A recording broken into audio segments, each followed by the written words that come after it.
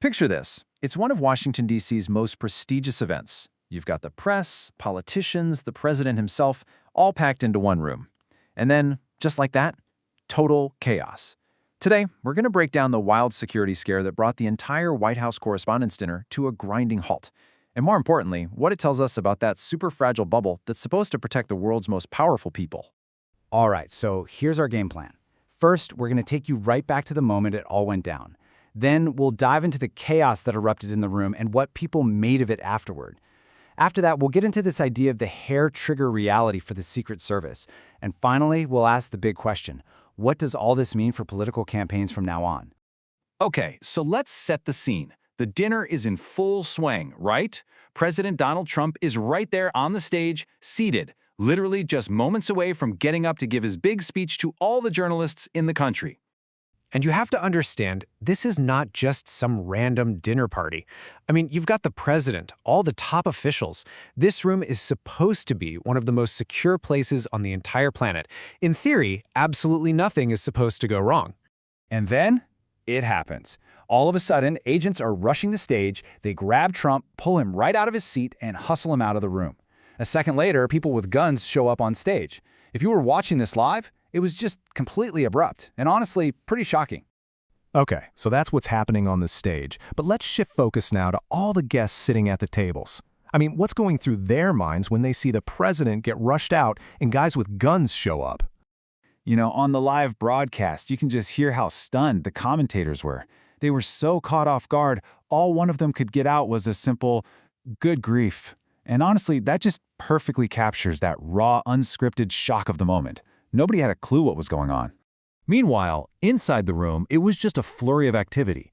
Guests are being told to get down, you've got people ducking for cover, scrambling under their tables, and then, right in the middle of all that confusion, someone just starts shouting USA, only for everyone to be told to be quiet a second later.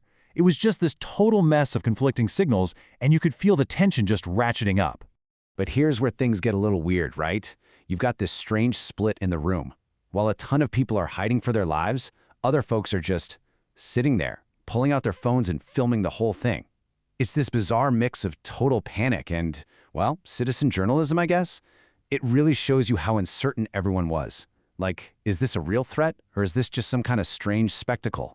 So after that initial burst of chaos, things actually started to calm down a bit. But that just left everyone wondering, what just happened? And what does this sudden shift even mean? And yeah, that was the million-dollar question, right? The one on absolutely everyone's mind. Was that a real imminent threat that they just narrowly avoided, or was this whole thing a massive false alarm that just set off this huge, over-the-top reaction? Well, pretty quickly, the people watching figured it out. The general consensus was that whatever the threat was, it was probably over. And the reasoning was actually pretty simple. If there was still a danger, you wouldn't see people starting to peek their heads up from under the tables, you know?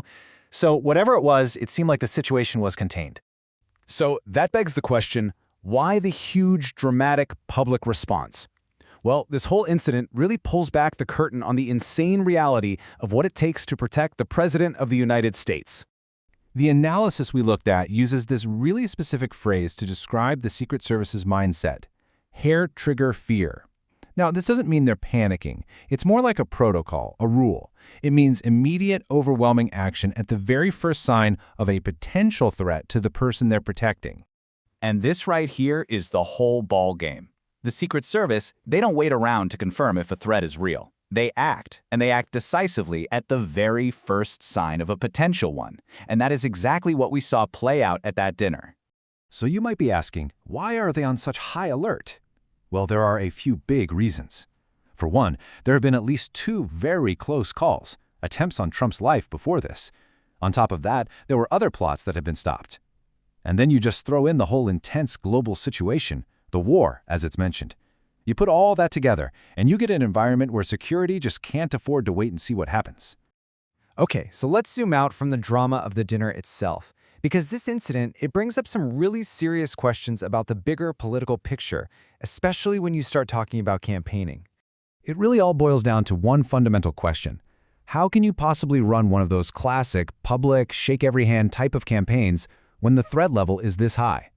This scare took what was kind of a theoretical problem and made it very, very real.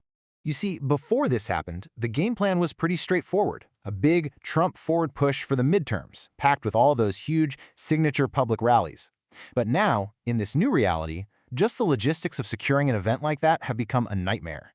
It's gotten so tough that people are starting to wonder if that whole style of campaigning is even possible anymore. But there is a pretty strong counterargument to that. The thinking here is that, look, regardless of what the security experts say, Trump's personality and his whole campaign style mean he's probably just going to go ahead and do those big rallies anyway. I mean, he's done it before after other security scares. And so that leaves us with this final, really critical question. Was this whole thing just a one-off, a freak incident? Or is this the new normal? Is the constant threat of violence going to fundamentally change how politicians connect with us, the public? Are we going to see campaigns move away from open rallies and retreat into these controlled, super secure bubbles? That's the really unsettling question that this one night left hanging in the air.